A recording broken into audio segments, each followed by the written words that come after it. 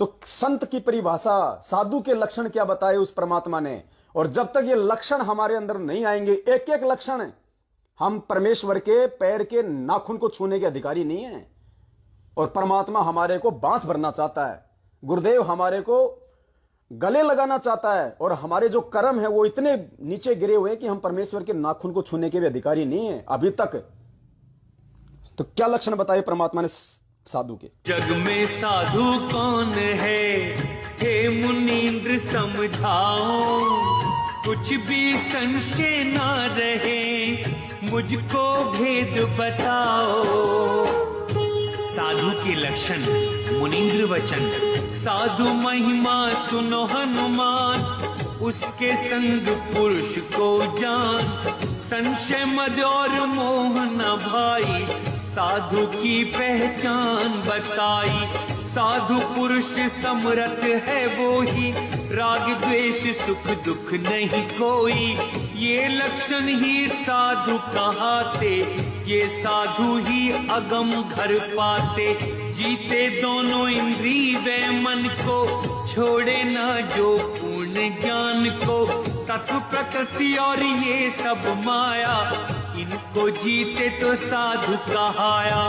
काम क्रोध वालो अहंकार, वही साधु जो इन्हें ले मार। साधु बनना सरल न भाई, साधु रूप में बड़ी कठिनाई।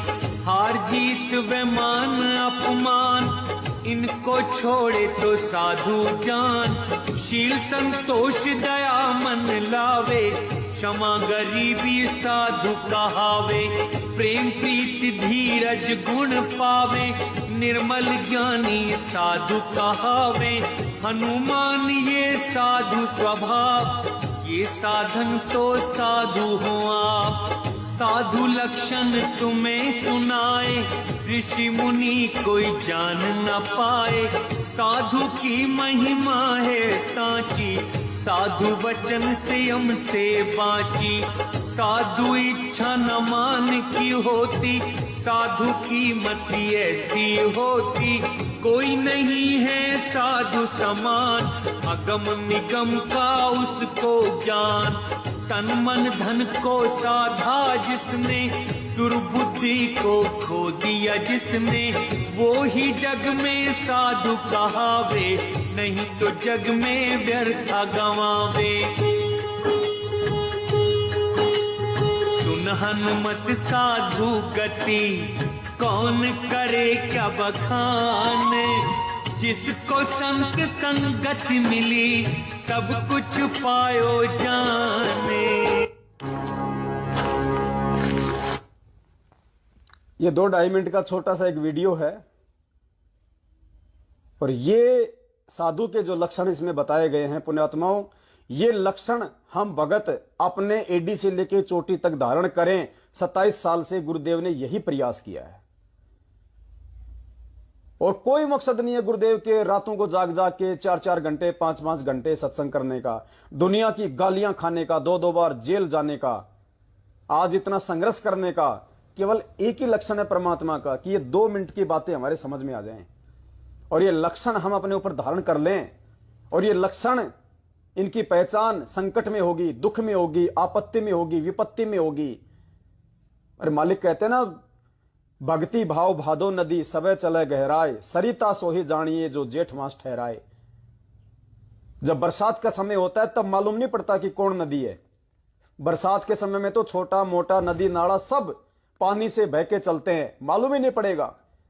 जेठ के महीने में पता चलता है कि कौन असली नदी है। जब जेठ के महीने में बरसात नहीं होती, पानी सूख जाता है, उस समय जिस नदी नाले में पानी बहता रहता है वो होती है असली नदी।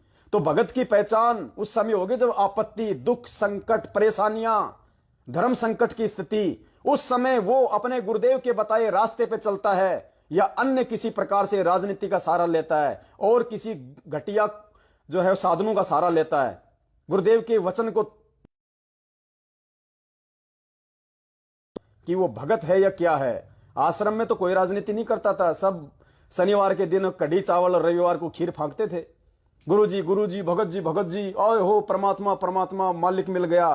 अब 7 साल से पता चल रहा है कि किसने गुरुदेव को समझा, कौन गुरुदेव के बताए रास्ते पे चल पा रहा है, कौन घटिया राजनीति का हिस्सा बना हुआ है, कौन पीले पर्चों को अपना भगवान मान बैठा है, कौन गुरुदेव को अपना भगवान मान रहा है, कौन दाढ़ी मूछ वाले को भोग लगा के उसको भगवान मान रहा है, कौन अपने गुरुदेव को हलवाराम का भोग लगा के परमेश्वर के प्रतिदिन निकट आता जा रहा है। तो क्या लक्षण बताए? जग में साधु कौन है, हे मुनींद्र समझाओ, कुछ भी संशय ना रहे, मुझको भेद बताओ। ये वार्ता जब परमेश्वर त्रेता युग में आए थे मुनिंद्र ऋषि का रूप बना के, तो हनुमान जी और मुनिंद्र ऋषि के रूप में उस कबीर परमेश्वर के बीच में वार्ता हो रही है। तो हनुमान जी ने उनसे ये बातें ये पूछी थी कि जग में साधु कौन है, जग में कौन भगत है, असली संत कौन है। जब परमात्मा ने उसको कहा हनुमान जी को कि भाई तू संत नहीं है, तू भगत नहीं है, तू श्री राम का भगत है, तू तीन लोक का भगत है, तू पूर्ण परमेश्वर वाली, तू भक्ति में भगत का तेरे ऊपर एक भी लक्षण नहीं हनुमान। तू चाहे कितना बड़ा सूरवीर हो, लेकिन मोक्ष वाली भक्ति के अंतर्गत जो भगत होना चाहिए वो लक्षण तेरे अंदर एक भी नहीं है। और परमात्मा ने उसको कहा कि तू भगत है। अरे तूने कितने लोगों को मौत के घाट उतार दिया वहां पे। अरे भगत तो चींटी को नहीं मार सकता, भगत तो चींटी को भी नहीं वो सता सकता, और तूने लंका में जाके लाखों को मार दिया। तू भगत है। वो पाप वो किसके सिर लगेगा हनुमान? तेरे सिर लगेगा। ये राम नहीं लेगा अपने ऊपर, राम तो खुद अपने भोगेगा जो उसने करोड़ों मार दिए, और तू अपने भोगेगा। वो 84 लाख में जाएगा, तू 84 लाख में जाएगा। तब हनुमान की आंखें फटी की फटी रह गई और कहा कि परमात्मा फिर संत कौन होता है, फिर भगत कौन होता है, लक्षण क्या है फिर उस भगत के। और पुण्यात्माओं ये जो वार्ताएं हो रही है उस समय, ये वार्ताएं सिर्फ आज आप और हमें समझाने के लिए हो रही हैं, क्योंकि ये परमात्मा ही सामने वाले के अंदर प्रेरणा करता है, जिसके कारण वो सवाल पूछता है। और वो सवाल इस परमात्मा ने आज पिछली पीढ़ी के लिए चुने। तो उन्होंने कहा कि जग में साधु कौन है, हे मुनिंद्र समझाओ, कुछ भी संशय ना रहे, मुझको भेद बताओ। कि उसको जानने के बाद मेरा कति संशय समाप्त हो जाए कि भगत होता कौन है, लक्षण क्या है। साधु के लक्षण मुनींद्र वचन। साधु महिमा सुनो हनुमान, उसके संग पुरुष को जान। संशय मद और मोह न भाई, साधु की पहचान बताई। क्या कहा परमात्मा ने? साधु महिमा सुनो हनुमान, उसके संग पुरुष को जान। यानी जिस भगत के मैं तेरे को लक्षण बता रहा हूं, यदि किसी भगत के अंदर अगर वो लक्षण होंगे, वो गुण होंगे, तो उसके संग पुरुष को जान। वो परमात्मा सदा उस भगत के साथ में रहेगा। क्या कहते हैं परमात्मा हमें नित्य नियम में? गुरु भगता मम आत्म सोई, और वाक्य हृदय में रहूं समोई। परमात्मा ने कहा कि जो अपने गुरु जी का भगत होगा, तो गुरु जी ने तो भगत के कुछ लक्षण बताए, पहचान बताई। अगर उन पहचान में, उन लक्षणों में अगर कोई खरा उतरेगा, तो वो क्या कहलाएगा? वो गुरु जी का भगत है। और अगर ऐसा कोई गुरु जी का भगत है जो गुरु जी की प्रत्येक मर्यादा में, गुरु जी के प्रत्येक आदेश में, प्रत्येक नियम में चलेगा, तो कहते हैं मैं केवल उसी भगत के हृदय में रहूंगा, क्योंकि वो असली भगत। तो गुरुदेव ने हमें क्या समझाना चाहा कि उन भगत के क्या लक्षण है? साधु महिमा सुनो हनुमान, उसके संग उस परमात्मा को जान। संशय मद और मोह ना भाई। संशय, कौन सा संशय? इस परमेश्वर के प्रति उसके मन में फिर कोई संशय नहीं होगा। सृष्टि रचना सुनने के बाद में, उस अमर लोक के विषय में जानकारी अपने गुरुदेव के मुखारविंद से सुनने के बाद में, उसको दुनिया वाले नकली संत, नकली पंथ, आड़ोसी पाड़ोसी, पंडित, काजी, मुल्ला, कोई कितना ही संशय पैदा करना क्यों ना चाहे। तेरा गुरु भगवान है तो जेल में क्यों बैठा है? तेरा गुरु तो पहले इंजीनियर था, तेरे गुरु का और मेरे गुरु का खेत तो एक सवात है। मुझे अच्छे से पता है कि तेरे गुरु जी का काहे का भगवान है, फलाना दिखना, शराब पीता था, बीड़ी पीता था, मेरे गांव का था। कहते हैं ये भक्ति लेने के बाद अगर कोई भगत होगा, ये ज्ञान सुनने के बाद कि ऐसा ज्ञान आज तक सृष्टि में किसी गुरु ने किसी को नहीं दिया, ये भेद आज तक किसी ने आके इस पृथ्वी पे नहीं खोला।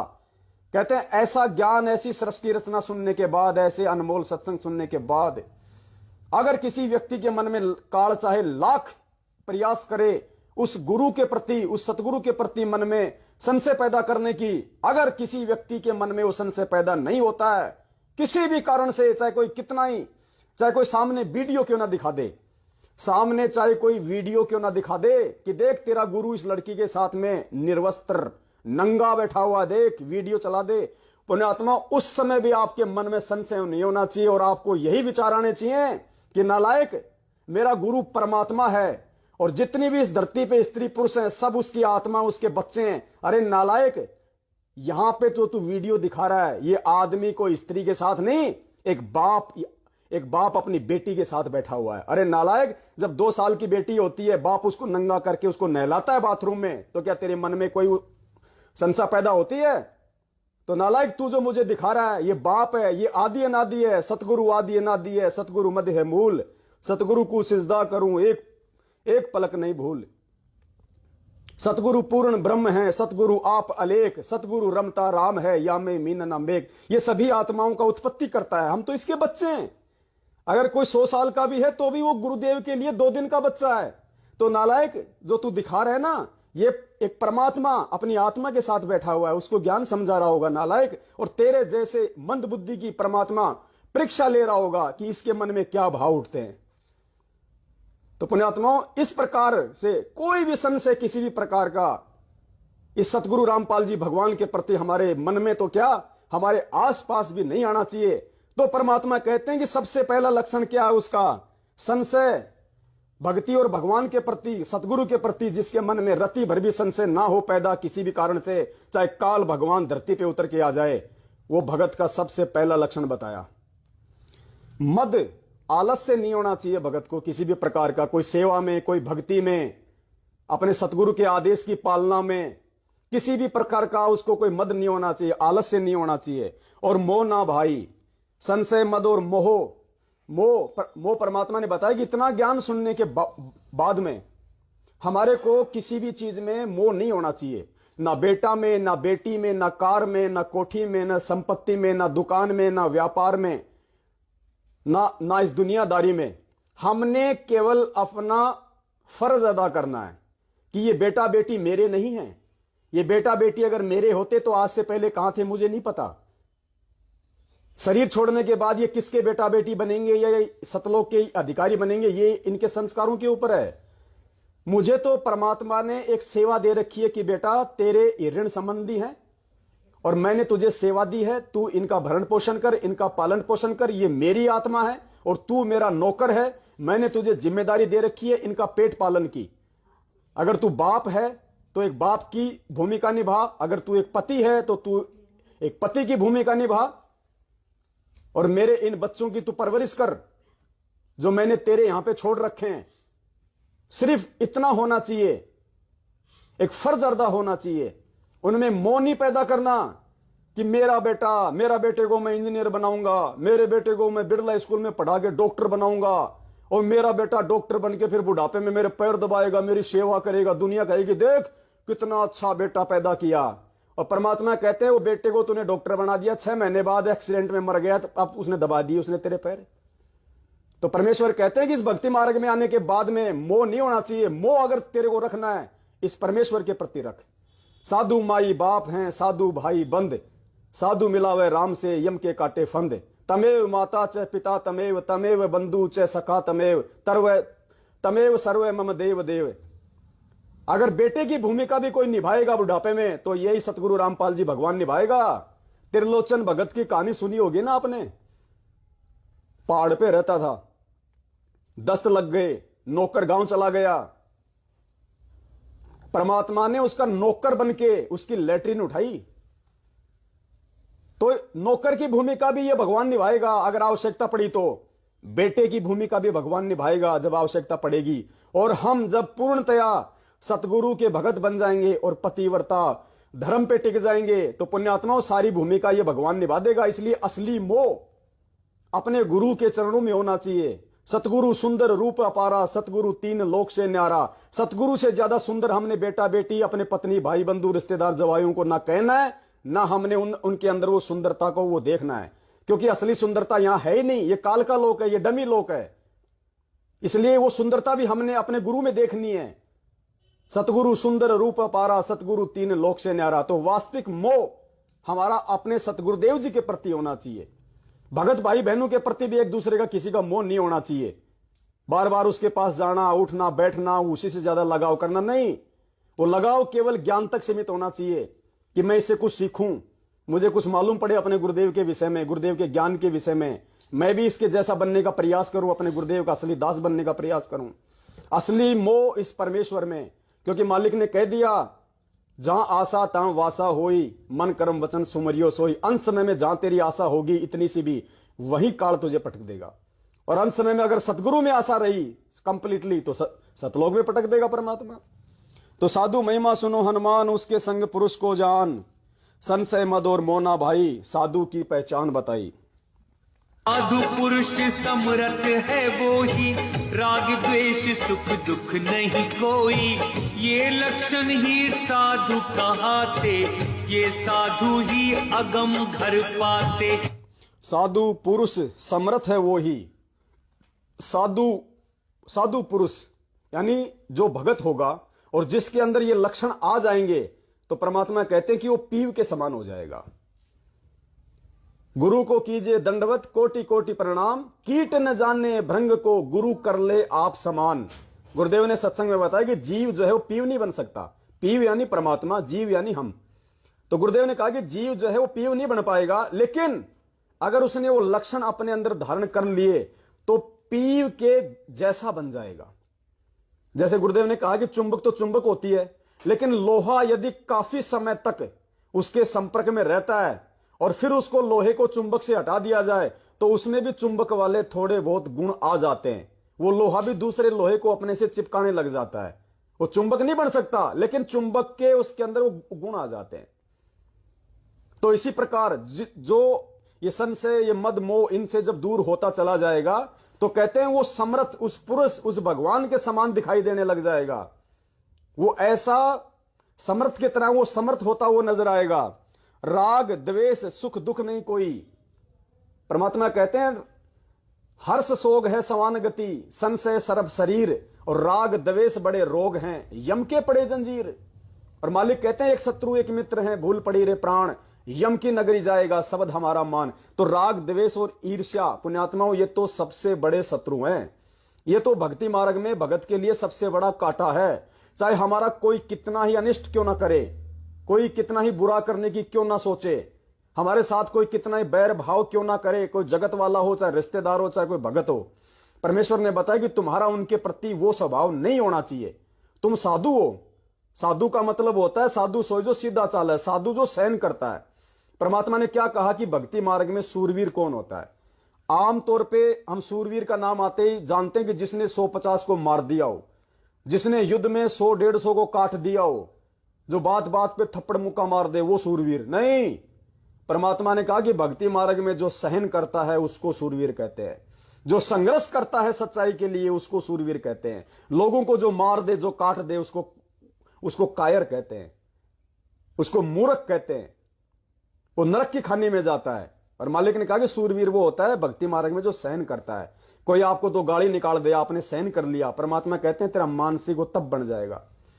तेरे को 2 थप्पड़ मार दिए, तू चुप रहा, ये तेरा शारीरिक तप है क्योंकि तूने सहन किया। तू सूरवीर है परमात्मा का असली। भगवान ने सूरवीर बन के दिखाया। 2 बार जेल गए, रिमांड हुआ, परमात्मा ने किसी को बद्दुआ नहीं दी। अरे वो परमात्मा संत रामपाल जी भगवान फूक मार दे तो 21 ब्रह्मांड उड़ जाए।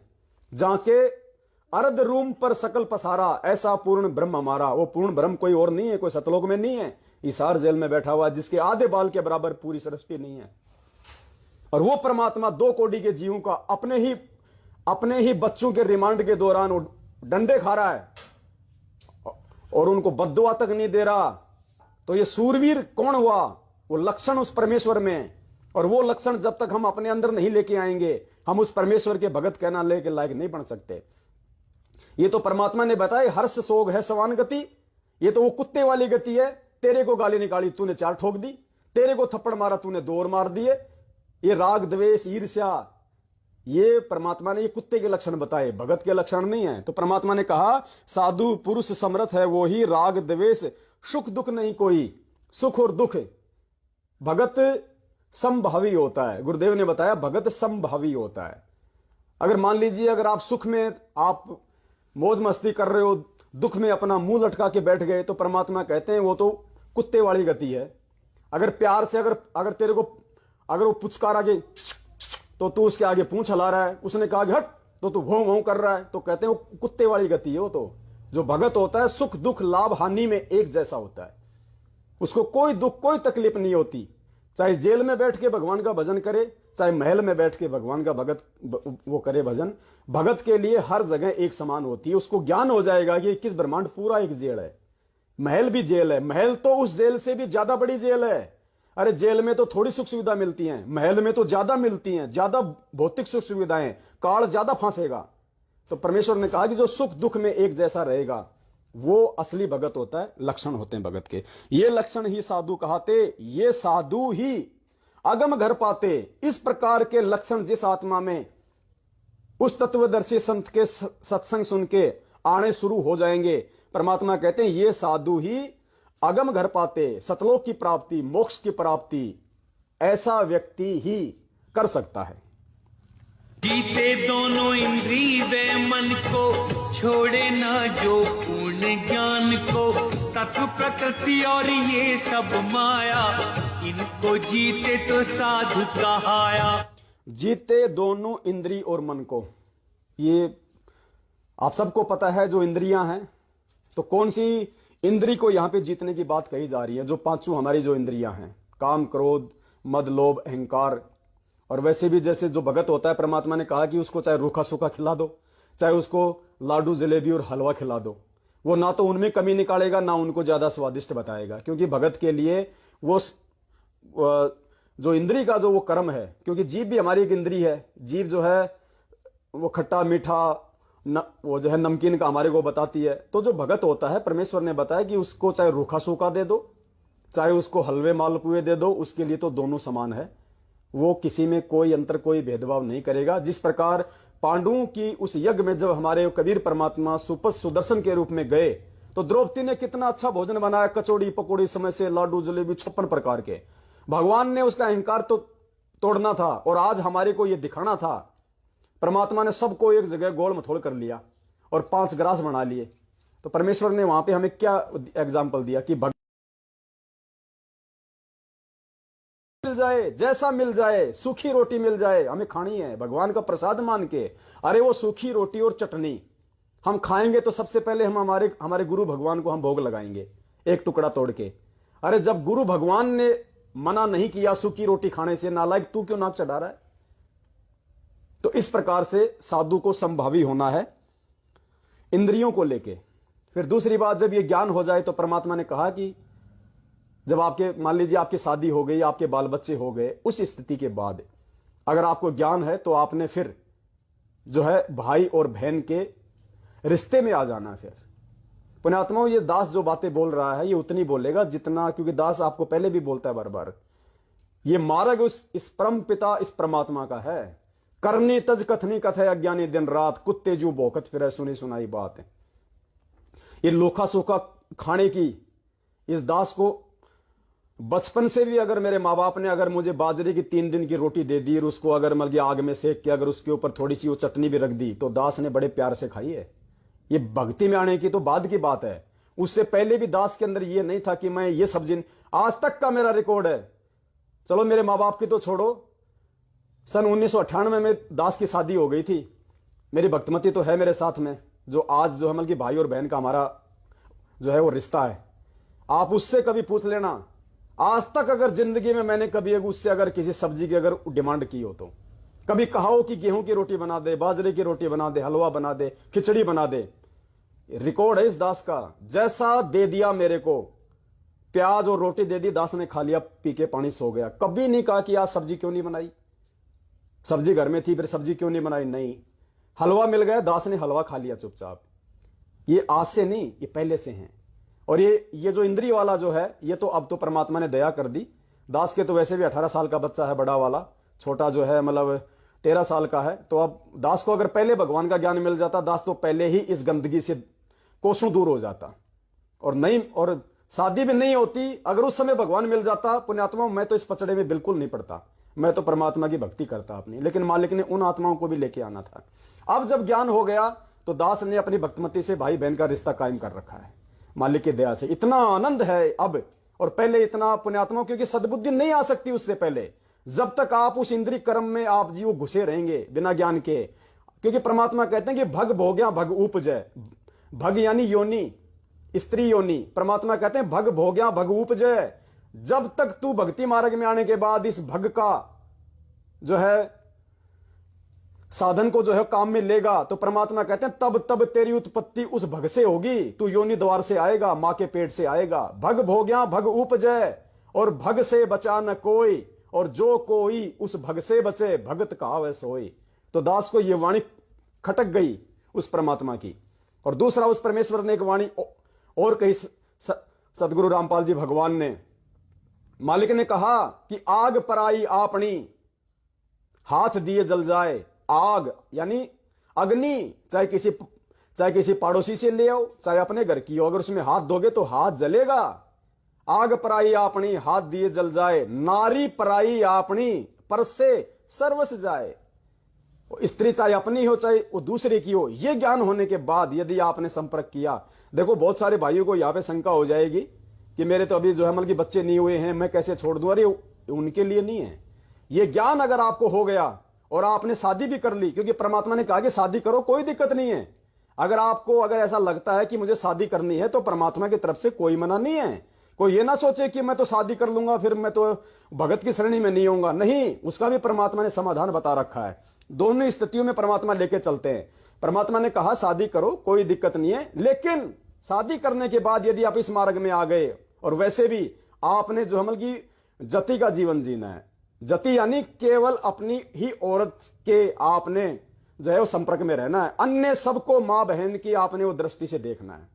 उसके बाद परमात्मा कहते हैं आपने शादी भी कर ली और आप इस परमात्मा की जो है भक्ति भी कर रहे हो, तो परमेश्वर ने फिर कहा कि इंद्री कर्म ना लगे लगारम, जो भक्ति करे निर्द्वंद रहे। फिर मालिक ने कहा कि उस आत्मा के ऊपर जो पूर्णतया जो मर्यादा में है, जिसने शादी भी कर रखी है और जो अपनी औरत के ही नहीं होता है, लेकिन जब उसको ज्ञान हो जाए, संतान उत्पत्ति हो जाए, उसके बाद उसने भाई बहन का रिश्ता कायम कर लेना है।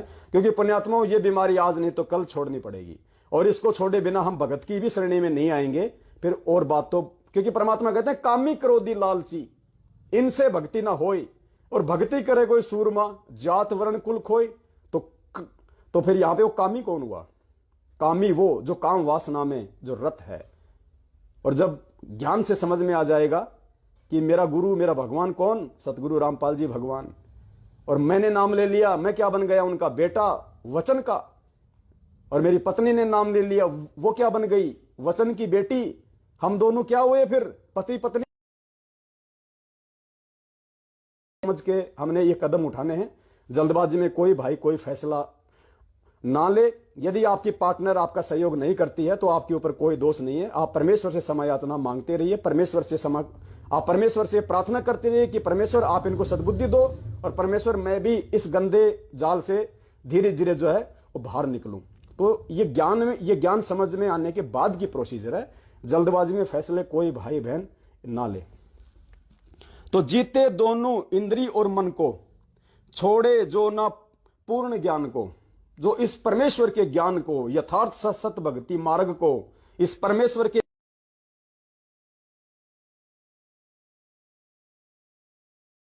ना छोड़े, और इस भगवान का अंतिम श्वास तक जो बन के रहे, वो साधु के लक्षण होते हैं।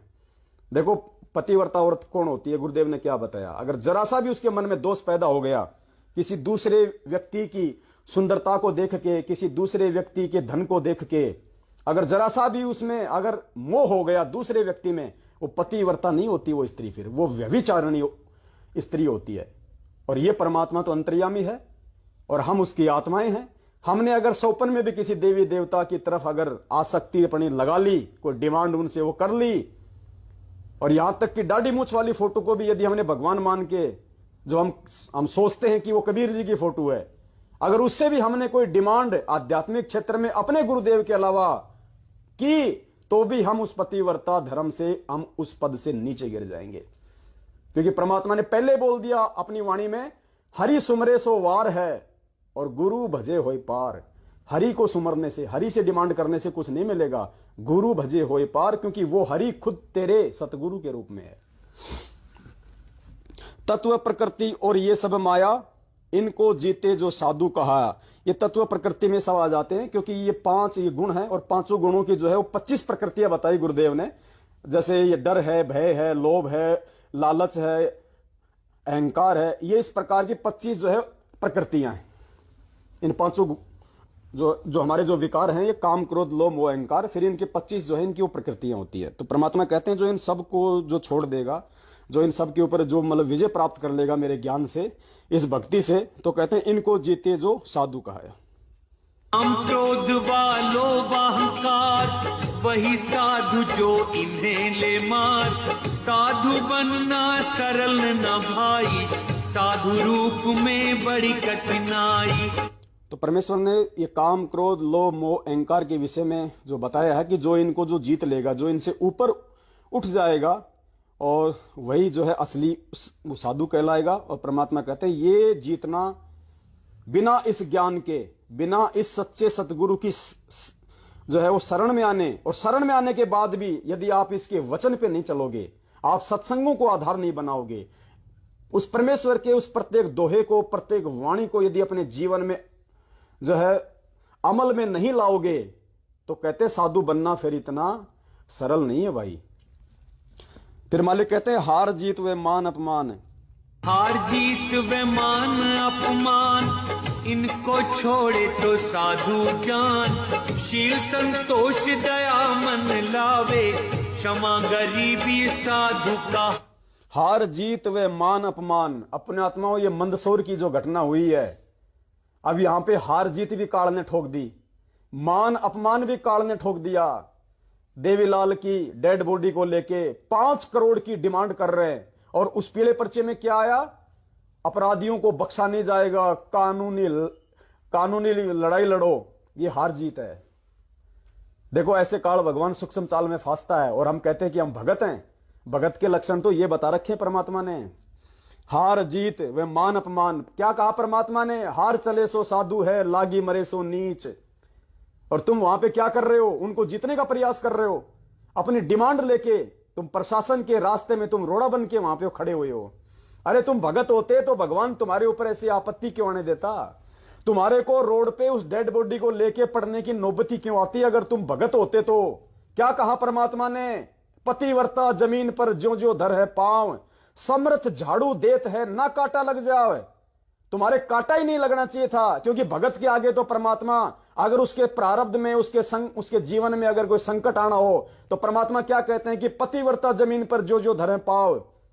पतिव्रता यानी वो आत्मा, वो भगत जमीन पर जो जो धरे पाव, उस सत्संग की तरफ वो जा रहा था, और समर्थ झाड़ू देते ना काटा लग जाए। परमात्मा उसके रास्ते में आने वाली हर समस्याओं का समाधान करेगा, उसकी आपत्तियों को दूर करेगा, क्योंकि ये मालिक का ये गुण है कि संत शरण में आने से आई टले बला, जय मस्तक में सूली हो व कांटे में टल जा। तो परमात्मा ने तुम्हारी वो बड़ा वो क्यों नहीं टाली, क्योंकि तुम भगत नहीं हो, तुम्हारे अंदर भगत और भक्ति के लक्षण मैनेजमेंट ने आने नहीं दिए। तुम्हारे को 7 साल से इन्होंने भटका के रखा हुआ है, गुरु वचन से दूर रखा हुआ है। तो ये हार, मान, जीत, अपमान, ये देखो काल ने उन सब के अंदर डाल दी।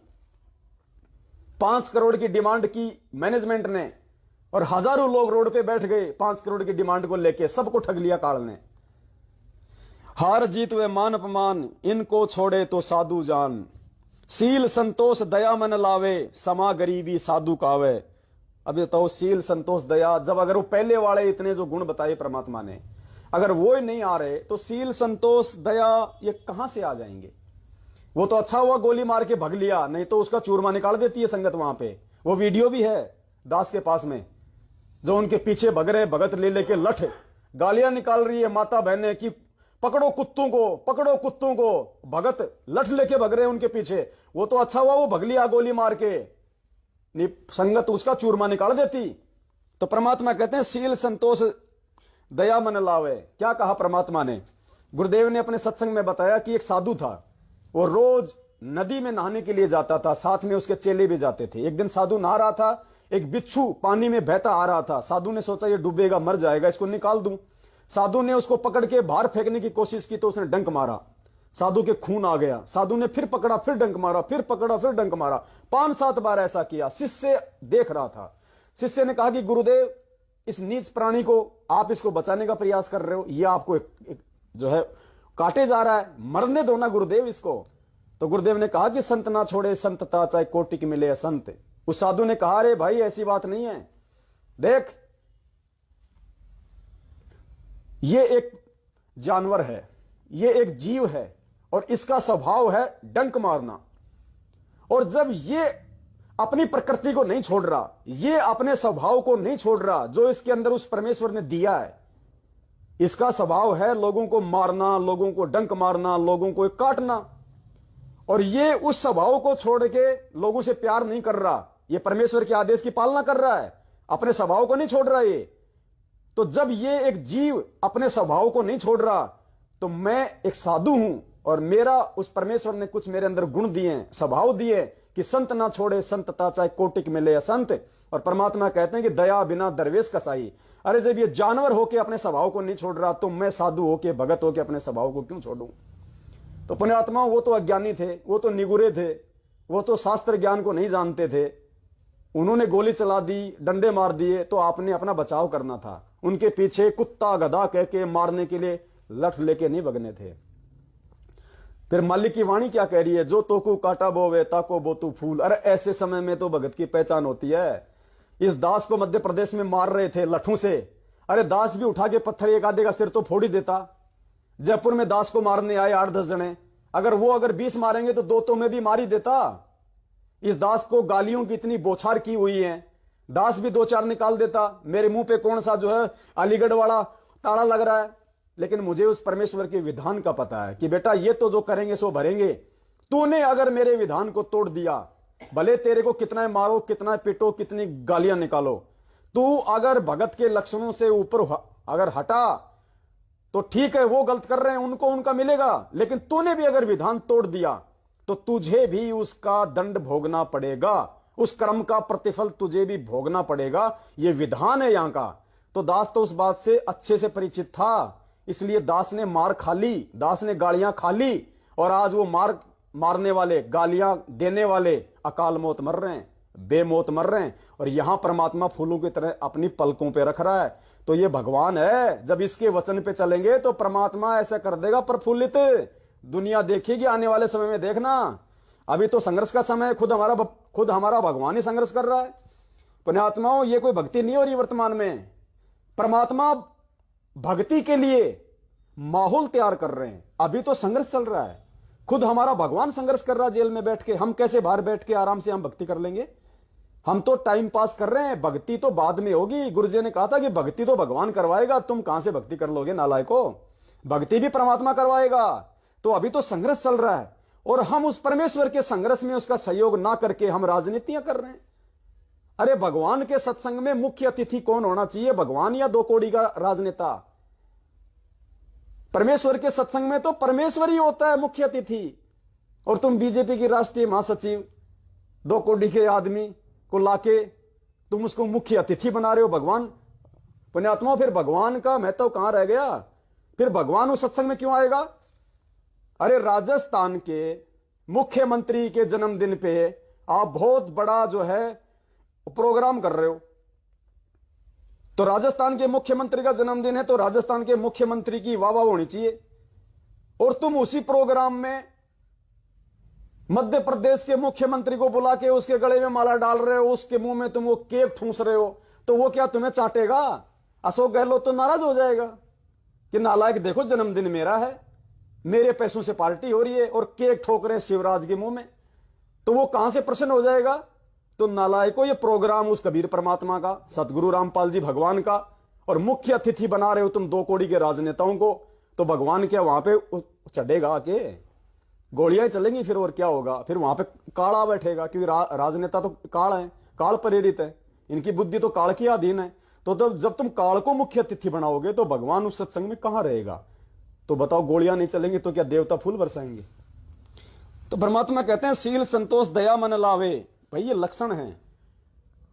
परमात्मा इसीलिए हमारे को सुबह सुबह नित्य नियम पढ़ाते हैं कि सारा दिन तुमने लोगों के साथ में, जहां तुम काम करते हो, जिस क्षेत्र में तुम रहते हो, जिन जिन लोगों से तुम्हारा पाड़ा पड़ता है, उन लोगों के सामने तुमने किस प्रकार से अपना जीवन जीना है, कैसा वार्तालाप करना है, कैसा उनके साथ में तुमने अपना मल व्यवहार रखना है। इसलिए तुमको नित्य नियम पढ़ाया जाता है कि ताकि तुम मार ना खा जाओ। वरना भाई ये तो 751 का मुकदमा है, चाहे दिन में चाहे 20 बार करो। सुनो परमात्मा का सत्संग वो भी, ताकि हमें इन चीजों का ध्यान से सुनियो मालिक का। आप नित्यनियम में भी पढ़ते हो, अपने नित्यनियम के अंदर आपको बहुत कुछ विज्ञान है। विज्ञान माने तत्व ज्ञान है, विशेष ज्ञान है। और इस ज्ञान को आप केवल एक रूटीन में पढ़ लेते हो कि हमने ये एक पढ़ना है, प्रतिदिन नित्यनियम करना ही करना है। लेकिन एक व्यवस्था बनाकर नहीं इसको प्रतिदिन करना चाहिए। जितनी देर भी इसको सुनो, किसी भी पार्ट को, इसके नित्यनियम का जितना भी बुद्धि मन निश्चल होते रहा आपका, तो ये विचार करे कि इसमें क्या बोला है मालिक ने अपनी वाणी में, क्या आदेश है तेरे लिए। क्योंकि आप पौन घंटा नित्यनेम करते हो, इसमें ज्यादा से ज्यादा आपका मन 20% इस नित्यनेम के अंदर आप 20% ही सुन पाते हो। उस 20% को भी यदि आप विचार करो डेली कि इसमें क्या आदेश है मालिक का, और फिर अपने जीवन को सारा दिन, उस दिन को ऐसे ही सुचारू रखो। क्योंकि आपको घर से निकलने से पहले ये पढ़ा इसलिए जाता है कि आपके साथ रास्ते में कोई निकम्मा भी टकराओगा, कोई गाली देने वाला भी मिलेगा, कोई गुंडा भी बोलेगा, कितना कोई आंट भी लाएगा। तो उनके साथ आपने कैसे व्यवहार करना है। आवत गाली एक है, उल्टा हो अनेक, और कह कबीर ना उलटियो वा रहे एक की एक। इसको पढ़ना नहीं है। मान ले कोई बूढ़ा बोला है, गलत बोलता है, गाली देता है, तो उसने तो कर दिया यूं काम, और आप भी उल्टा दोगे तो फिर 4 और देगा कि वो तो पूरे मूड में है, वो तो फुल मूड में है लड़ाई के में। और आप भी आगे से उल्टी बोल पड़ोगे तो वो तो 4 बैठा है। जब बरसात क्या उनका मुकदमा रोज कर लेते दिन में। तो कहते परमात्मा आवत गाड़ी एक है, उल्टा हो अनेक, और कहे कबीर ना उलटियो रहे एक का एक। और देख आगे कितनी प्यारी बात कही है। गाली ही से उपजे कलह, कष्ट और मौत, मृत्यु तक तो पहुंच जाती है एक छोटी सी गाली। गाली ही से उपजे कलह, कष्ट और मीच, हार चले सो संत है, लाग मरे सो नीच। हम भगत भी हैं और दूसरा में बुंडा अच्छा बोल रहा है, और उसने मान लिया किसी किस कह दिया, हमने उसका 2 दड़ाग धर दिए, उल्टे भी बोल दिए, फिर वो मारन पर उतारू हो गए, फिर हमने उठोक दिया। हो सकता है आप उसे तगड़े भी हो और अच्छा भी संवार दो, फिर आप में उसमें कसर के रहेगी। आप तगड़े भी हो और आपसे हल्का आदमी भी आपने बुढ़ा अच्छा बोला है, उसने बालक समझ के अनजान है, उससे बचो। तो इन नित्य नियम करने का डेली हमें जो पाठ करते हैं, इससे ज्ञान यज्ञ तो होता ही है। ज्ञान यज्ञ के साथ हमने समाधान भी इसका साथ पैरेलल करना पड़ेगा, तभी इसके पढ़ने का लाभ है। एक लाभ तो हो गया ज्ञान यज्ञ का, और उसके ऊपर अमल हमने किया नहीं, उसका काम फिर सारा बिगड़ गया। तो कहते हैं ये बातें कहन सुन के नहीं भाई, ये कर पाड़न की है। तो पुण्यात्मा आपके समझ में आ गया होगा गुरुदेव हमें कितनी सरल भाषा में इन बातों को समझा रहे हैं, जो बातें दास आपको इन वाणियों के माध्यम से जो बताने का जो प्रयास कर रहा है। तो बातें वही हैं, हम इन वाणियों को हम ज्यादा महत्व दे देते हैं क्योंकि मीठी मीठी आवाज लगती है, बैकग्राउंड में म्यूजिक चलता है, लेकिन असर केवल अपने गुरुदेव के मुख कमल से सुनी हुई बातों का ही होगा। तो दास गुरुदेव के सत्संगों को चाहे दास आधा घंटा सुने, लेकिन दास उस ध्यान से सुनता है जैसे आप इन वाणियों को ध्यान से सुनते हो। तो दास के लिए तो ये वाणियां महत्वपूर्ण नहीं है, दास के लिए तो गुरुदेव के सत्संग महत्वपूर्ण है। अब ये इसमें सील, संतोष, विवेक, मोह, ममता, जीत, हार, मान, अपमान परमात्मा इनको सीधे तौर पे बता गए। तो बात वही है, इसलिए परमात्मा कहते हैं कि जब सत्संग सुनो तो एकाग्रचित होकर सुना करो कि इसमें क्या कहा जा रहा है, गुरुदेव हमें क्या समझाना चाहते हैं, क्या बताना चाहते हैं। तो हार जीत वे मान अपमान, इनको छोड़े तो साधु जान, शील संतोष दया मन लावे, समा गरीबी साधु कहावे। गरीबी पुण्यात्माओं बहुत गहरा है ये आध्यात्मिक रहस्य परमपिता परमेश्वर का। कईयों का तो नेट खत्म हो गया, और इस 2 मिनट के इन वाणियों पे अगर हम चाहें तो 5 घंटे की साथ संगति हमारी हो सकती है, कम से कम 5 घंटे की। लेकिन दास शॉर्ट में लेना चाहेगा, क्योंकि परमेश्वर के सत्संगों के जब तक उदाहरण नहीं दिए जाएंगे हम समझ नहीं पाएंगे। समा गरीबी साधु कावे। पुण्यात्माओं, जो व्यक्ति सतलोक आश्रम मैनेजमेंट हरियाणा के पीछे हैं, या वैसे भी जो उनके पीछे नहीं है, और हो सकता है उनकी पारिवारिक स्थिति बहुत अच्छी होगी, काम धंधा बहुत अच्छा चल रहा है, अगर ऐसा कोई भगत भाई बहन है तो विचार कर लेना वो गुरु मर्यादाओं से दूर है। अगर आप परमेश्वर के भगत हो और परमेश्वर की मर्यादाओं में हो, और अगर आप गुरु जी की अगर मेहर आपके ऊपर है, अगर गुरु जी की मेहर आपके ऊपर है, तो इसकी एक पहचान है, आप उससे डिसीजन ले सकते हो कि गुरु जी की मेरे ऊपर मेहर है या नहीं, मैं गुरु मर्यादाओं में चल रहा कि नहीं चल रहा हूं। एक वाणी परमात्मा की, कौन सी वाणी? साईं इतना दीजिए जिसमें कुटुंब समाए, हम भी भूखे ना रहें साधु न भूखा जाए। इस मार्ग में आने के बाद अगर आपकी 2 फैक्ट्रियां हैं उसको 1 कर दो। अगर भगवान चाहिए, भक्ति चाहिए, अगर 2 फैक्ट्रियां हैं तो 1 कर दो, और जितना समय तुम दूसरी फैक्ट्री में देते थे वो समय परमात्मा की भक्ति में लगाओ, और कोशिश करो उस 1 फैक्ट्री में से भी तुम और समय इस परमात्मा की भक्ति को दे सको, उतना ही उसमें काम धंधा करो जितना कि तुम्हारा रोजी रोटी का काम चल जाए, तुम्हारी जो आवश्यक जो इच्छाएं हैं वो पूर्ति हो जाए। कम से कम कोशिश करना। और तुम सोच रहे हो कि मेरा तो परमात्मा ने 1 फैक्ट्री और खुलवा दी, मेरा तो परमात्मा ने इतनी जमीन और दिलवा दी, नहीं, तुम काल के मुंह में जा रहे हो। परमात्मा की मेहर नहीं है तुम्हारे ऊपर, इसका एग्जाम्पल दिया उस परमात्मा ने। पुण्यात्मा, इतिहास उठा के देख लेना, परमात्मा ने जो लोग अरस के ऊपर थे और जिनको परमात्मा ने भक्ति करवानी थी, परमेश्वर किसी भी कारण से उनको नीचे फर्श पे लेके आए हैं। माया में भक्ति नहीं हो सकती, धन में भक्ति नहीं हो सकती। इतिहास उठा के देख लेना, इब्राहिम सुल्तान का उठा के देख लो, राजा से परमात्मा ने ऐसी स्थिति में ला दिया, जंगल से लकड़ियां तोड़ता, बाजार में बेचता, झोपड़ी में रहता। नरसिंह भगत 56 करोड़ की माया थी, आज से 500 साल पहले, 3 जो भी समय था, 56 करोड़ आज का अनिल अंबानी फैल। ऐसी स्थिति में ला दिया परमात्मा ने, खुद के लिए झोपड़ी के लिए भी पैसे नहीं रखे, गांव से बाहर जंगल में झोपड़ी बना के रहने लगा, मजदूरी करके खाने लगा। धर्मदास जी 17 अरब संपत्ति के मालिक थे, 17 अरब। आज के अंबानी, टाटा, बिड़ला सब फैल, सारे मिलके उनके पास में उतने पैसे नहीं होंगे जिस समय उसके पास में 17 अरब थे। सरकार को लोन देते थे। हाँ, गुरुदेव ने बताया कि जब वहां के राजा के ऊपर जब कोई आपत्ति आ जाती थी तो वहां का राजा भी धर्मदास जी के पिताजी से सहायता मांगता था। उसका परमात्मा ने मोह भंग कर दिया, संपत्ति से भी और बेटे से भी। इस संपत्ति में भक्ति नहीं होगी। फिर क्या बताया परमात्मा ने हमारे भ्रम निवारण करने के लिए? सेहु सम्मन की कथा हमने सुनी होगी। पुण्यात्माओं, गुरुदेव ने क्या बताया कि सेवा करके भी अगर आप में कोई अहंकार आ गया, सेवा आप भगवान की आप सेवा भी कर रहे हो, और अगर मन में कोई दोष आ गया तो भी आपको परमात्मा उसका वो प्रतिफल नहीं देगा जो मिलना चाहिए था। सम्मन के मन में क्या आया? अगर मेरे पास में धन होता, अगर मेरे पास में आज कोई पैसा होता, आज मुझे अपने बेटे की गर्दन नहीं काटनी पड़ती, आज मैं परमात्मा को अच्छा अच्छा भोजन करवाता। ये उसके मन में दोष आ गया। परमात्मा अंतर्यामी थे, मालिक ने क्या किया? उसी जन्म में परमात्मा ने सम्मन को उस दिल्ली नगर का 1 नंबर का सेठ बना दिया।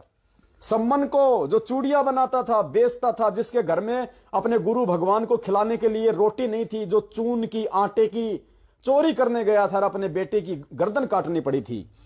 परमेश्वर ने बताया उस सम्मन के मन में दोष आ गया था कि आज अगर मेरे पास में अगर ये धन होता, मुझे बेटे की गर्दन नहीं काटनी पड़ती। उसके मन में ये दोष आ गया। क्या किया परमात्मा ने? उसी जन्म में एक नंबर का सेठ बना दिया उसको। उसी झोपड़ी के नीचे खुदाई कर रहा था, हीरे मोती लाल निकल गए, जेवरात निकल गए, एक नंबर का सेठ बन गया उसी जन्म में। अब वो सम्मन क्या सोच रहा था कि मैंने बेटे की कुर्बानी कर दी, मैंने भगवान की इतनी बड़ी सेवा की, अपने बेटे की गर्दन काटी, देखो आज परमात्मा मेरे ऊपर कितना राजी, कितना मेहर की मेरे पे भगवान ने। नहीं, वो गलत सोच रहा था। वो सम्मन की सोच थी, वो आध्यात्मिक सोच नहीं थी, भगवान की सोच नहीं थी। उसने अपने जीवन बढ़ा लिए माया लेके, भगवान से धन मांग के उसने अपने जीवन बढ़ा लिए। कैसे? क्या कहा गुरुदेव ने कि नेकी और जो सेऊ था उनको तो परमात्मा ने उसी समय पार कर दिया जहां भी उनको पार करना था, और वो रह गया।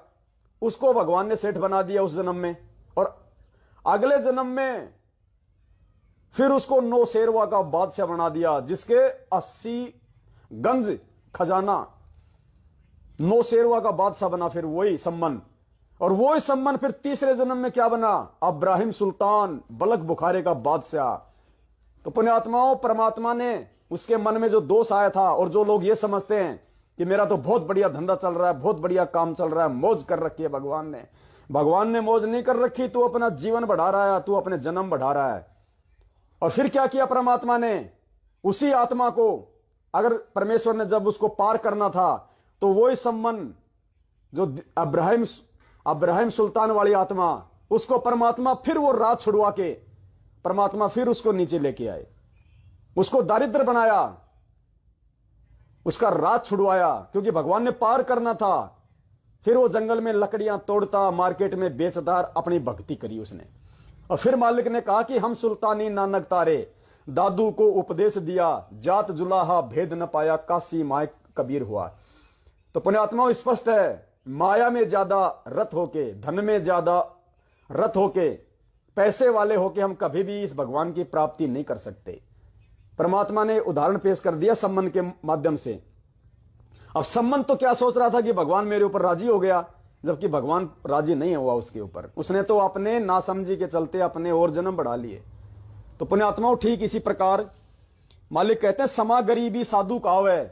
गरीबी और कितने उदाहरण दिए सतगुरु रामपाल जी भगवान ने। क्या कहा परमात्मा ने?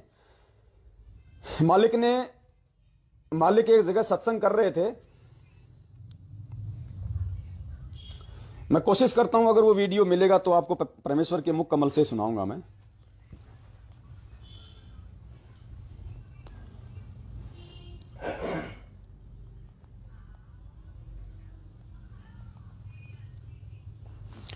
शायद नहीं है दास के पास में, वर्बली बताना पड़ेगा। परमेश्वर एक जगह कहीं पे सत्संग कर रहे थे, तो मालिक ने उस सत्संग में अपनी वाणी कही कि दानी को नहीं देत हूं, ना राखूं वर्ष करोड़, और ये माया है सूम की, कंजूस की, बंदी सूमगल डोर। तो सत्संग में परमात्मा ने कहा कि जो मेरा भगत होगा और जो दान करेगा, उसको मैं धन नहीं दूंगा। दानी को नहीं देत हूं, ना राखूं वर्ष करोड़, उसको अधिक माया देके, अधिक सुख संपत्ति देके मैं उसको काल के जाल में नहीं फंसने दूंगा। दानी को नहीं देत हूं, ना राखूं वर्ष करोड़, ये माया है सूम की, ये कंजूस की है माया, बंदी सूमगल डोर, उसके पैरों की बेड़ियां हैं।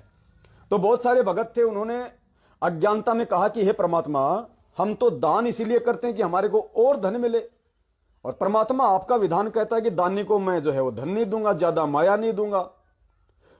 तो परमेश्वर फिर आप दानी को दोगे क्या? तो परमेश्वर ने बड़े ही सुंदर शब्दों में कहा कि दानी को तो देत हूं क्या? ज्ञान, ध्यान, विश्वास, भक्ति, गरीबी, बंदगी, ज्यों निपजे निज दास। कि जो मेरा भगत होगा, जो ज्ञान समझ जाएगा और जो दान करेगा, कौन सा दान? अपने आत्म कल्याण के लिए, कि धर्म तो 10 के नहीं, 10 के तीनों लोग, खैरायत में खैर है कीजिए आत्म पोख। जो अपने आत्म कल्याण के लिए दान करेगा, ज्योति करवाएगा, पाठ करवाएगा, ना कि अपने संकट निवारण के लिए, ना कि और ज्यादा धन प्राप्ति के लिए, ऐसा कोई भगत होगा जो अपने आत्म कल्याण के लिए 10वें अंश के रूप में अपने गुरुदेव को समर्पित करेगा कि भैया आज मैं अगर गुरुदेव को दूंगा तो कल को मेरे भाग्य में कोई संकट होगा तो परमात्मा इस दान के बलबूते पे मेरे संकटों का नाश करेगा। क्योंकि गुरुजी ने बताया कि कुछ हमारे पाप कर्म ऐसे होते हैं, कुछ संकट ऐसे होते हैं वो दान करने से ही कटेंगे। कुछ संकट ऐसे होते हैं वो नाम के सुमरण से ही कटेंगे। कुछ हमारे जो पाप कर्म ऐसे होते हैं वो जो है वो सत्संग सुनने से कटेंगे और उनका कोई इलाज नहीं है। तो फिर उसको ज्ञान हो जाएगा भगत को, वो अपने आत्म कल्याण के लिए कि मेरी भक्ति में मेरे ही भाग्य का कोई रोड़ा बीच में आके ना अड़ जाए, इसलिए वो 10वें अंश के रूप में या ज्योति पाठ के रूप में परमेश्वर के चरण कमलों में माया को अर्पित करेगा।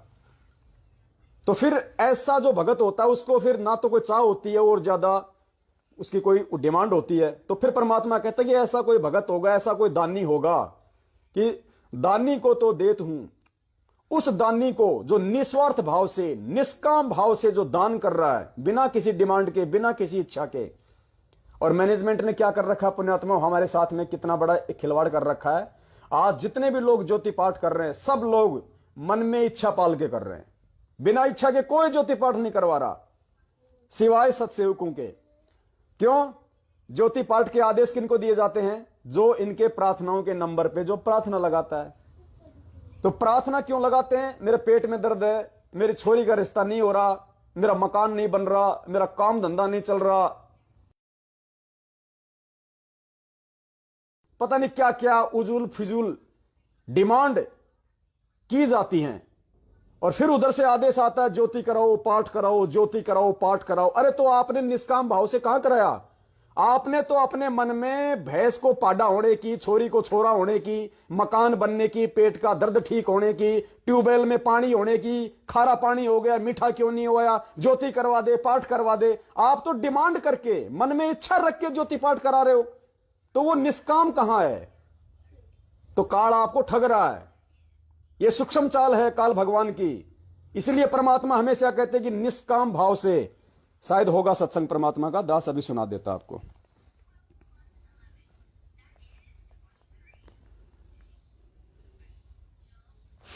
देखो, ध्यान से सुनना परमात्मा का सत्संग और इसको समझने का प्रयास करना। परमात्मा कहते हैं कि बिना किसी इच्छा के ज्योति पाठ करवाया जाता है। और फिर मालिक ने क्या कहा? कभी नहीं कहा कि ज्योति करवा दे, पाठ करवा दे, जो आपको आदेश दिए जाते हैं। गुरुदेव ने क्या कहा कि आप ज्योति या पाठ का संकल्प कर लो। संकल्प के लिए कहा परमात्मा ने, दे दे, करवा दे नहीं। ध्यान से सुनना। कबीर साहब ने गरीबदास जी ने आकर के यथार्थता में लाकर बिल्कुल साफ कर दिया कि भजन करे तो इस नाम का करे, दान करे तो यूं करे कि बिन इच्छा जो देत है सो दान कहावे। दान करके न्यू बाट नहीं देखा हमारा घर में न्यू ना होया, या इच्छा करके दान किया जाता है कि हमारा न्यू हो जाता एक पाठ करवाऊं। वो पाठ लाभ तो देगा पर उतना ही देगा आपके कार्य को सिद्ध कर देगा, आगे उसका कोई फल नहीं मिला आपको। और महाराज कहते बिन इच्छा जो देत है सो दान कहावा। जो बिना इच्छा दोगे उसका वो फल भी मिलेगा और साथ में आपको अमर लोग सतलोक ले जाने में वो भजन में सहयोग हो जाएगा, सहयोग देगा।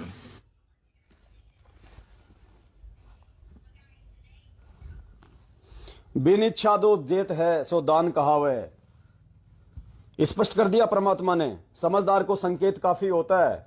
और यहां जितने भी जो ज्योति पाठ मैनेजमेंट के द्वारा जो आदेश दिए जाते हैं वो उनकी प्रार्थनाओं पे दिए जाते हैं, उनकी इच्छाओं पे दिए जाते हैं कि मेरा ये नहीं हो रहा, मेरा वो नहीं हो रहा, मेरा वो हो जाए, मेरा ये हो जाए। तो वो तो इच्छा हो गई। और परमात्मा कहते हैं फिर वो मोक्ष में काउंट नहीं होगा।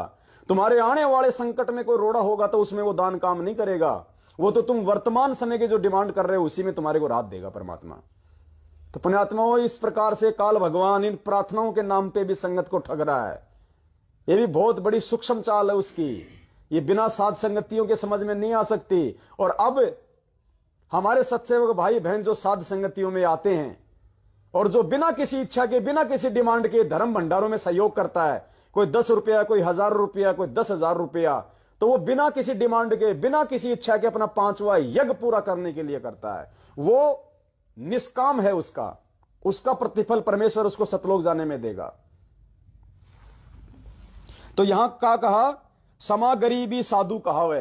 तो इसी प्रकार परमात्मा ने कहा कि दानी को नहीं देत हूं ना राखूं वर्ष करोड़, ये माया है सूम की बंदी सूम गलडोर। तो भगत ने कहा कि फिर दानी को आप क्या दोगे जो निष्काम भाव से जो दान करेगा, बिना किसी इच्छा के जो ज्योति पाठ करवाएगा, तो परमेश्वर ने कहा दानी को तो देत हूं मैं ज्ञान, ध्यान, विश्वास। ज्ञान दूंगा उस पुण्यात्मा को, मुझे पहचान जाएगी, मुझे समझ जाएगी कि सतगुरु रूप में साक्षात कौन है इस धरती पे। ध्यान, उसका ध्यान यानी उसकी जो सोच है, उसका जो समर्पण है वो मेरे प्रति हो जाएगा, सत्संगों के प्रति हो जाएगा, इधर उधर उसका मन नहीं भटकेगा। ज्ञान, ध्यान, विश्वास। और जब ज्ञान ध्यान ठीक हो जाएगा तो विश्वास तो ऑटोमेटिक हो जाएगा, क्योंकि जिधर जानवर चलेगा पूंछ तो उधर ही चलेगी, पूंछ कभी ऊपरी दिशा में नहीं चलेगी। तो ज्ञान और ध्यान तो है इंसान, और फिर जो पूंछ हो गई वो पूंछ तो फिर पीछे पीछे चलेगी, फिर विश्वास तो ऑटोमेटिक होगा। फिर तो दानी को तो देत हूं ज्ञान, ध्यान, विश्वास। भक्ति, गरीबी, बंदगी। भक्ति, गरीबी दूंगा उसको, क्योंकि परमात्मा कहते हैं सुख के माथे पत्थर पड़े जो नाम हृदय से जाए, और बलिहारी उस दुख पे जो पल पल नाम रटाए। तो मालिक कहते हैं मैं उसको गरीबी दूंगा। और फिर परमात्मा ने क्या कहा कि टोटे में भक्ति करे। टोटा यानी जिसकी स्थिति डामाडोल हो, टोटा जिसके कमी हो, थोड़ी थोड़ी कुछ न कुछ जिसके वो कमी हो। परमात्मा कहते हैं कि टोटे में भक्ति करे सोए सच्चा सपूत। और ये मायाधारी मस्करे ना जाने कितने जालिए ऊत। ये माया चाहने वाले पता नहीं कितने गधे कुत्ते बन के घूम रहे हैं। और मालिक कहते हैं जो गरीबी में जो भक्ति करेगा, दारिद्री में जो भक्ति करेगा, वो मेरी प्यारी आत्मा होगी, उसको मैं सतलोक भेजूंगा। इसलिए डिमांड नहीं करनी चाहिए भगवान से। ये माया मांगना, बेटा मांगना, कार मांगना, कोठी मांगना, ये फिजूल के खर्चे हैं। कल को देखना जब ये ज्ञान हो जाएगा तो हमें गुड्डा गुड्डी नजर आएंगे, जो परमात्मा हमें समझाते हैं। तो इसी प्रकार इस वाणी में कहा गया, सील संतोष दया मन लावे, समा गरीबी साधु कावे। इस प्रकार जो साधु स्वभाव ये साधन तो साधु हुआ।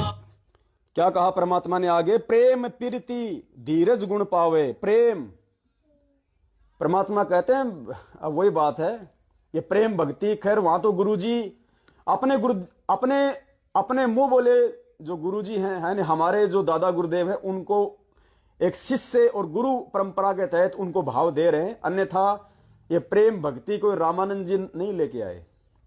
जो परमात्मा अपनी वाणी में कहते हैं ना कि प्रेम भक्ति गुरु रामानंद लाए, नहीं, ये प्रेम भक्ति तो सतगुरु रामपाल जी भगवान लाए। अब कि वास्तव में जो प्रेम है वो क्या होता है, आज उन्होंने जो प्रेम की जो परिभाषा है वो आप और हमें बताइए, समझाइए। पुण्यात्माओं, ये ज्ञान समझने के बाद जो प्रेम, निष्पाप निश्चल प्रेम जो अपने सतगुरुदेव जी के प्रति और अपने भगत भाई बहनों के प्रति जो प्यार और प्रेम आज आप और हमारे अंदर है, वो किसी दूसरे संत और पंथ के अंदर नहीं हो सकता, वो आज से पहले नहीं हो सकता था। तो ये प्रेम भक्ति, क्योंकि ये ज्ञान होने के बाद में निस्वार्थ भाव से इस परमार्थ के लिए यदि कोई सेवा करेगा, कोई भक्ति करेगा, तो केवल सतगुरु रामपाल जी भगवान का भगत कर सकता है, दूसरा नहीं कर सकता। बाकी सब स्वार्थ के ऊपर आधारित है। तो ये प्रेम भक्ति सतगुरु रामपाल जी ले आए, भरी कबीरा भरपूर। खुद ही कबीर है, खुद ने उसमें रंग भर दिया। तो प्रेम कीर्ति धीरज गुण पावे। धीरज, धैर्य, मालिक कहते ना सील संतोष समा विवेक, ये 5 जो गुण हैं। तो ये जो धैर्य है, धीरज होनी चाहिए भगत को। किसी भी चीज को सोचे समझे, फिर उस पर अपना विवेक लगाए, उसके बाद फिर उस काम में हम आगे बढ़े। निर्मल ज्ञान ये साधु कावे। निर्मल ज्ञान, जिससे भी बात करे प्यार प्रेम से करे, जिससे भी बात करे परमात्मा की करे, फालतू की राजनीति की बात नहीं करे, इधर उधर की बात नहीं करे, जाटों के आरक्षण में जाके नहीं बैठे फालतू में, आनंद पाल की सीबीआई जांच में नहीं बैठना जाके हमारे को, देवीलाल की डेड बॉडी को लेके 5 करोड़ की डिमांड नहीं करनी चाहिए हमारे को। निर्मल ज्ञान ये साधु कावे। दुनिया तुम्हारा ड्रामा देख रही है, दुनिया तुम्हारा ढोंग देख रही है, लाइव चल रहा है, वहां पे मीडिया में आ रहा है। अरे सभी थोड़ी तुम्हारी तरह मूर्ख हैं। बुद्धिजीवी भी लोग समाज में रहते हैं, वो क्या कहेंगे, अरे यार ये लो, ये दुनिया को कहते हैं कि तुम्हारा मोक्ष हो जाएगा, खुद डेड बॉडी के 5 लाख मांग रहे हैं। पुण्यात्माओं, ये ढोंग देखो। एक तरफ तो ये कहते हैं कि सब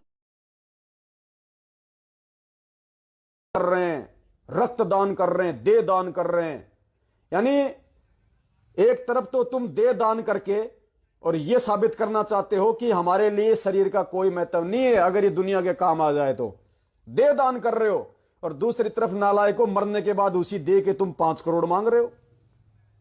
तो ये दो मुंह वाला गधा है। ये जीते जी भी तुम्हारा दे दान करवा के उन हॉस्पिटलों से खा रहा है और मरने के बाद भी तुम्हारी दे के 5-5 करोड़ ले रहा है। पुण्यात्माओं, इस गधे से बचना ये बहुत डेंजर है।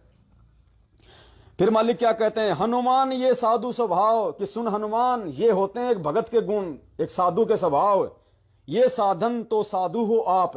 अगर हनुमान तेरे अंदर ये गुण है तो तू भी साधु है। तो हनुमान की तो आंखें फिर गई कि भगवान मैं तो इनके आसपास भी नहीं हूं।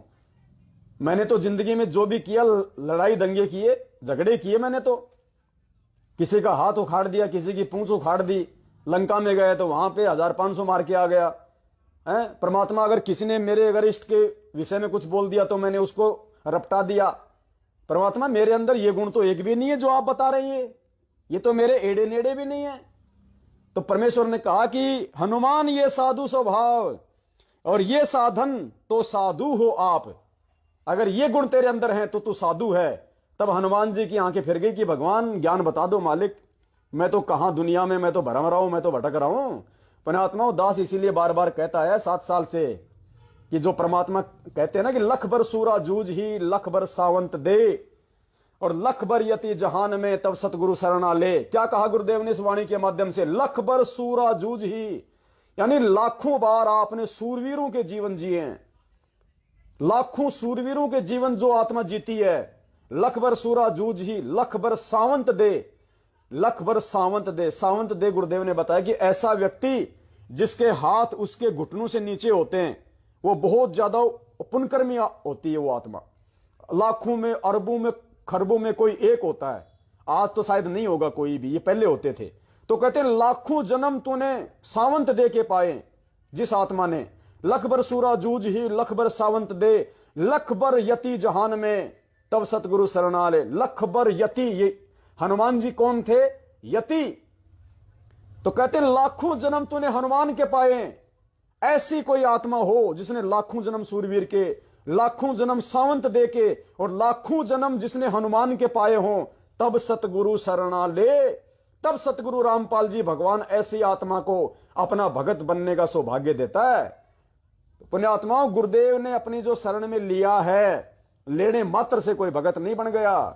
परमेश्वर कहते ताते सतगुरु शरणा लीजे, कपट भाव जिन दूर करीजे। ये सारे गुण जब हमारे अंदर आ जाएंगे तो परमात्मा कहते हैं फिर तू उस हनुमान से भी लाखों गुणा बढ़ के, तू लाखों गुणा बढ़ के तू आत्मा है। फिर ऐसी आत्माओं को सतगुरु रामपाल जी भगवान अपनी शरण में लेता है। पुण्यात्माओं, हम कहां धक्के खा रहे हैं, डेड बॉडी के 5 करोड़ मांग रहे हैं नालायक को। मरने के बाद भी नहीं छोड़े तुमने देवीलाल को। अरे मरने के बाद भी क्या तुम पाप खाओगे? ये तुम्हारे लक्षण है क्या? दुनिया थूक रही है तुम्हारे ऊपर, हंस रहे हैं लोग। गुरुदेव तुम्हारी अज्ञानता पे हंस रहे होंगे हिसार जेल में बैठे बैठे कि मैंने किन गधों को ज्ञान दे दिया। 27 साल से अगर ये सत्संग मैं किसी कुम्हार के गधे को सुनाता, वो भी बैकुंठ में जाने की तैयारी कर लेता, और तुम्हारे नालायक को जू भी नहीं रहेंगी। पुण्यात्माओं, कहां जी रहे हम? ध्यान देना है बातों पे। आगे चलिए। साधु लक्षण तुम्हें सुनाए, ऋषि मुनि कोई जान न पाए। साधु की महिमा है सांची, साधु वचन से हमसे बाची। साधु लक्षण तुम्हें सुनाए, ऋषि मुनि कोई जान न पाए। कि देख ले हनुमान, जब तू खुद ही साधु नहीं है, तेरे अंदर इनमें से एक भी कोई गुण लक्षण नहीं है, तो ये ऋषि मुनि, ये दाढ़ी बढ़ा बढ़ा के तपस्या करने वाले काल भगवान ने जिनको तोप बना रखा था, किसी को भी श्राप दे देते, ये दुर्वासा ऋषि जैसे, कहते हैं इनको तो इन चीजों का कोई आन भान भी नहीं था। साधु लक्षण तुम्हें सुनाए, ऋषि मुनि कोई जान न पाए। साधु की महिमा है साची, साधु वचन से यम से बाची। साधु वचन से यम से बाची, यानी साधु वचन यम से भी टक्कर ले लेगा, परमात्मा उसको यम से बचा लेगा ऐसी आत्मा को, अगर ये लक्षण अगर किसी के अंदर होंगे तो। अरे भाई जरा देखना इसका नेट वो हो गया, वो ला चार्जर लेके अपना। पुण्यात्मा शायद थोड़ा डिस हो गया है, मैं देखता हूं एक बार। हाँ है मेरे पास, ये रहा लगा रहा हूं मैं। बैटरी थोड़ी डिस हो गई, अभी लगा रहा है दास।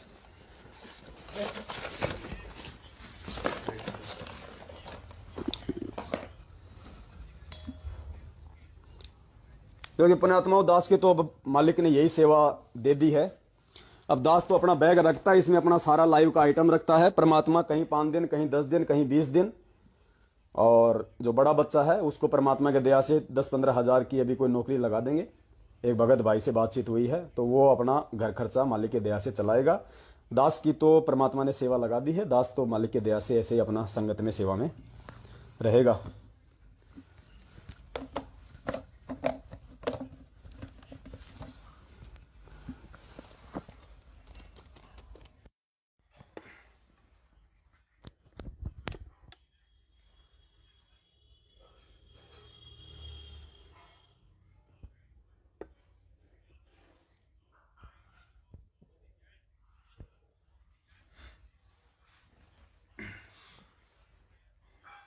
साधु की महिमा है सांची, साधु वचन यम से बाची। अब इसकी आवश्यकता नहीं है क्योंकि इसकी जगह चार्जर लग गया। अब तो आवाज हो सकता है थोड़ी कम आई, लेकिन ध्यान से सुन लेना। आगे चलिए। साधु इच्छा न मान की होती, साधु की मति ऐसी होती, कोई नहीं है साधु समान, अगम निगम का उसको जान। साधु इच्छा ना मान की होती।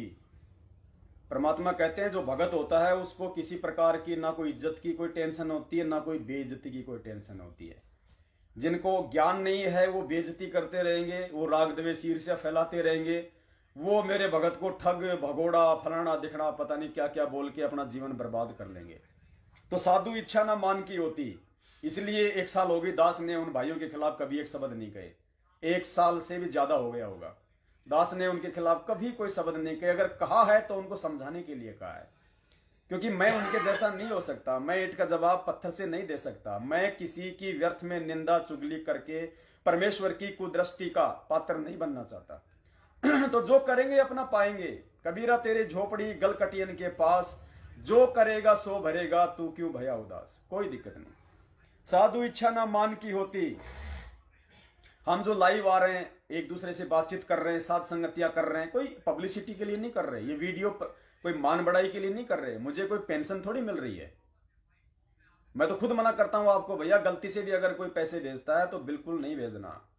अगर हमें आवश्यकता होगी, और वो भी किस लिए, परमेश्वर की सेवाओं के लिए, घर खर्चे के लिए नहीं, गाड़ी घोड़े के लिए नहीं, डीजल पेट्रोल के लिए नहीं, मैनेजमेंट वालों की तरह अपने ससुराल जाने के लिए नहीं, सेवाओं के लिए। ये टैबलेट लेके आने, ये कंप्यूटर लेके आने, लाइव के लिए और साधन लेके आना, सिर्फ इनके लिए, फालतू की चीजों के लिए नहीं, कभी नहीं। आपका एक पैसा भी व्यर्थ नहीं जा सकता पुण्यात्माओं, एक पैसा भी, क्योंकि हमें पता है इस परमेश्वर के विधान का। अगर एक पैसा भी अगर मेरे भगत भाई बहनों का अगर व्यर्थ में कहीं हो गया इधर उधर, तो मैं खुद दोषी और वो भाई बहन भी परमेश्वर से वो लाभ प्राप्त नहीं कर पाएंगे। तो साधु इच्छा ना मान की होती, साधु की मति ऐसी होती। हमारे गुरुदेव को भी लोगों ने भगोड़ पता नहीं क्या क्या उपमाएं दी है। ठग है, लुटेरा है, हिंदू धर्म का विरोधी है, ईसाइयों से मिला हुआ है, गुंडा है, भुंडा है, देशद्रोही है, पता नहीं क्या क्या उपाधियां दे रखी है। जैसा कि कुछ नालायक लोग मुझदास के प्रति पोस्टर बना बना के सारा दिन कुत्ते की तरह भोंकते रहते हैं। तो जब मेरे गुरु को कोई असर नहीं पड़ रहा, मेरा गुरु उनकी तरफ कोई ध्यान नहीं दे रहा, और गुरुदेव ने मुझे ये कहा कि बेटा अगर तू सही है, तेरे खिलाफ अगर कोई कुछ बोल रहा है, तो परमेश्वर ने कहा कि बेटा तेरे को तो फायदा है। कैसे? परमात्मा कहते हैं कि निंदक मेरा ना मरो। थोड़ी आवाज कम कर। परमात्मा कहते हैं निंदक मेरा ना मरो और बसो ना मुझसे दूर, गांव गोरवे की गंदगी साफ करत हैं सूर।